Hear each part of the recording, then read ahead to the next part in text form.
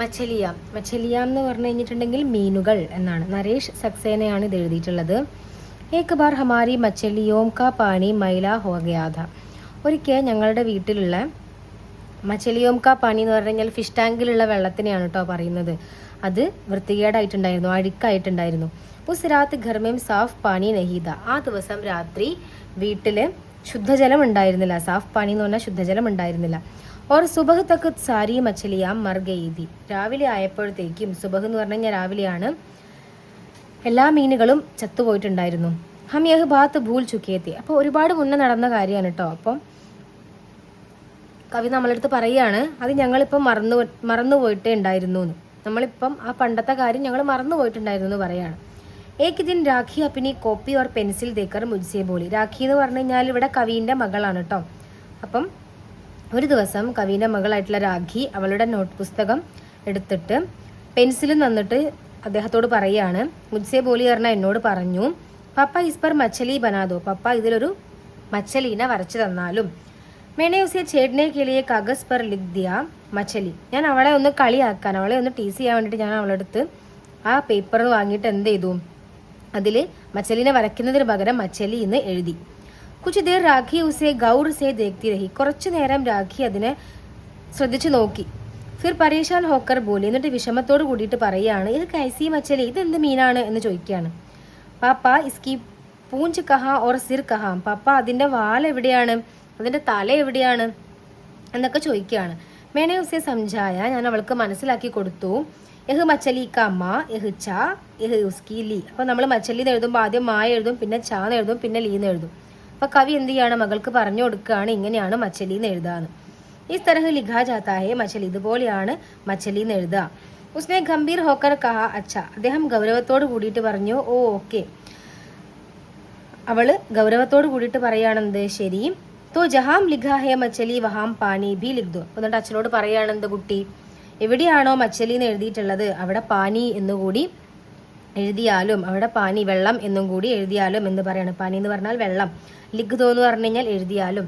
തബി ഉസ്കി മാ നെ പുക്കാരോ തോ വഹ് ദൗഡ് കർ ജാനെ ലഗി. അപ്പോൾ അവളുടെ അമ്മ വിളിച്ച പാടെ അവൾ എന്ത് ചെയ്തു, ഓടിപ്പോയി. പുക്കാര എന്ന് പറഞ്ഞാൽ വിളിക്കുക എന്നാണ്, ദൗഡ് കർ ജാനെ ലഗി പറഞ്ഞാൽ ഓടിപ്പോയി എന്നാണ് കേട്ടോ. ലേക്കിൻ അച്ചാനക് മുടി ഓർ ദൂർ സേ ചില്ലാക്കർ ബോലി. പക്ഷെ അവൾ പെട്ടെന്ന് ഓടിപ്പോകുന്നതിൻ്റെ ഇടയ്ക്ക് പെട്ടെന്ന് തിരിഞ്ഞുകൊണ്ട് അവൾ ദൂരെ നിന്ന് ഉറക്കെ വിളിച്ച് പറയുകയാണ്. ചിലാക്കർ ബോലി എന്ന് പറഞ്ഞാൽ ലൗഡായിട്ട് പറഞ്ഞു, സാഫ് പാനി ലിഖ്ന പപ്പ.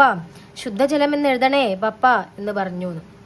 അപ്പോൾ ഈ കവിതയിലൂടെ എത്രത്തോളമാണ് നമുക്ക് ശുദ്ധജലത്തിൻ്റെ ആവശ്യകത ഉള്ളത്. അപ്പം മീനുകളെ നമ്മളെയും കൂടി ഉദ്ദേശിച്ചുകൊണ്ടാണ് ഇവിടെ വെള്ളത്തിൻ്റെ പ്രസക്തിനെ കുറിച്ചിട്ട് കവി പറയുന്നത്. മീനുകൾക്ക് എന്നല്ല, എല്ലാ ജീവജാലങ്ങൾക്കും വെള്ളം എന്ന് പറയുന്നത്, അതായത് ശുദ്ധജലം എന്ന് പറയുന്നത് എത്രമാത്രം ഇമ്പോർട്ടൻ്റ് ആണ് എന്നുള്ളതാണ് ഈ ഒരു കവിതയിലൂടെ കവി പറയാൻ ഉദ്ദേശിക്കുന്നത് കേട്ടോ.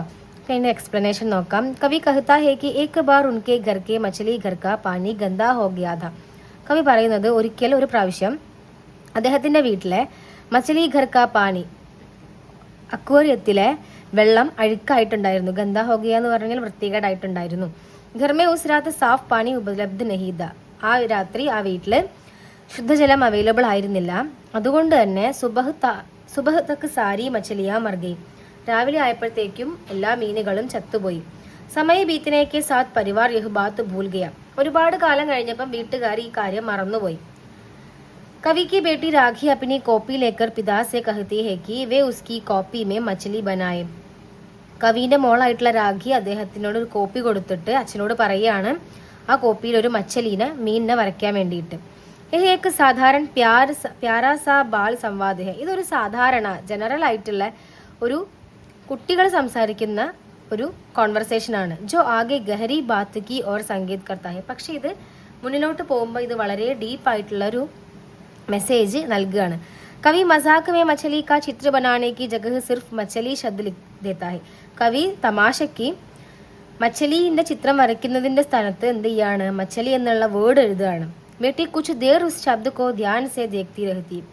അയാളുടെ മോള് കുറച്ച് സമയം ആ വേർഡ് നോക്കിക്കൊണ്ടിരുന്നു. ഉസെ സമജ് നഹി ആത്താ കി ഉസ്കെ പിതാനെ കൈസി മച്ചലി ബനായി ഹെ. അവൾക്ക് മനസ്സിലാകുന്നുണ്ടായിരുന്നില്ല അവളുടെ അച്ഛൻ എന്ത് മീനിനെയാണ് ഉണ്ടാക്കിയത് എന്ന്. ബച്ചി കോ ശബ്ദ മേ മച്ചലി കാ ആകാർ ദിക്കായി നഹി ദേത്ത.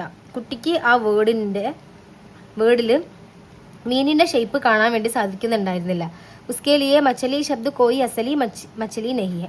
അവളെ സംബന്ധിച്ചിടത്തോളം മീന് എന്നുള്ള വേർഡ് യഥാർത്ഥ മീനായിരുന്നില്ല. വഹ് മച്ചലി കി പഹ്ചാൻ ഉസ്കി ആകൃതി സേ കർത്തി ഹെ. അവള് മച്ചലീനെ തിരിച്ചറിയുന്നുണ്ടായിരുന്നത് അതിന്റെ ആ ഒരു ഷേപ്പ്, ആ മീനിന്റെ ഷേപ്പ് കണ്ടിട്ട് മാത്രമാണ്. ഏഹ് ബച്പൻ കി സഹജ് ജിജ്ഞാസ ഹെ. ഇത് കുട്ടികളായിരിക്കുമ്പോഴുള്ള ഒരു സ്വാഭാവികമായിട്ടുള്ളൊരു ക്യൂരിയോസിറ്റിയാണ്. കവി ബച്ചി കോ സംജാത്താ ഹെ കി മച്ചലി ശബ്ദ കൈസേ ലിഖാ ജാത്താ ഹെ.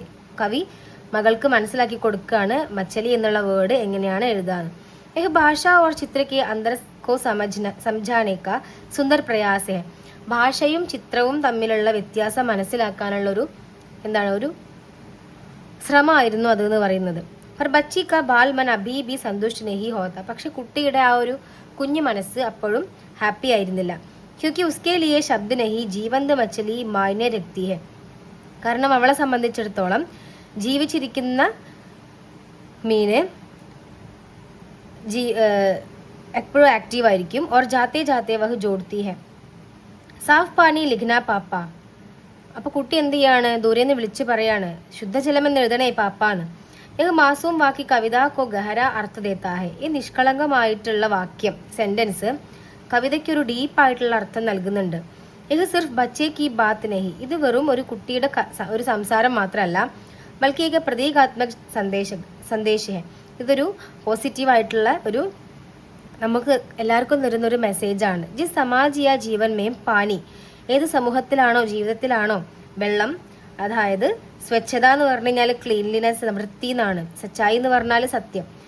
ഓർ ജീവൻ കി അനുകൂല മാഹൗൽ. ജീവിതത്തിന് യഥാർത്ഥ അനുയോജ്യമായിട്ടുള്ള സാഹചര്യങ്ങൾ. നാഹോ വഹാം മച്ചലി. അവിടെ മീനിനെ എന്തായിട്ടാണ് റെപ്രസെന്റ് ചെയ്തിരിക്കുന്നത്? ജീവിതത്തിനെയും പ്രതീക്ഷയെയും. മാസൂമിയത്ത് എന്ന് പറഞ്ഞാൽ നിഷ്കളങ്കതയാണ്. അതെല്ലാം മരിച്ചു പോകുന്നു പറയണം. അതായത് ഏത് സമൂഹത്തിലാണോ വെള്ളത്തിനെ നമ്മൾ ക്ലീൻലിനെസ്സിനെയും സത്യത്തിനെയും യഥാർത്ഥത്തിലുള്ള നല്ല ജീവിത സാഹചര്യങ്ങളെയൊക്കെ ആയിട്ട് പാനീനെ റിലേറ്റ് ചെയ്യുമ്പോൾ മീനുകളായിട്ട് ജീവിതത്തിനെയും പ്രതീക്ഷകളെയും മനുഷ്യരുടെ നിഷ്കളങ്കതയെയും ഒക്കെ റെപ്രസെന്റ് ചെയ്യാണ്. അപ്പം എവിടെയാണോ ഈ പാനി ഇല്ലാത്തത്, അതായത് എവിടെയാണോ വൃത്തിയും സത്യവും ഒന്നുമില്ലാത്തത്, അവിടെ ജീവിതവും പ്രതീക്ഷയും നിഷ്കളങ്കതയും എല്ലാം മരിച്ചു പോവും എന്നാണ് ഇൻഡയറക്റ്റ് ആയിട്ട് ഈ കവിതയിലൂടെ കവി പറയുന്നത്.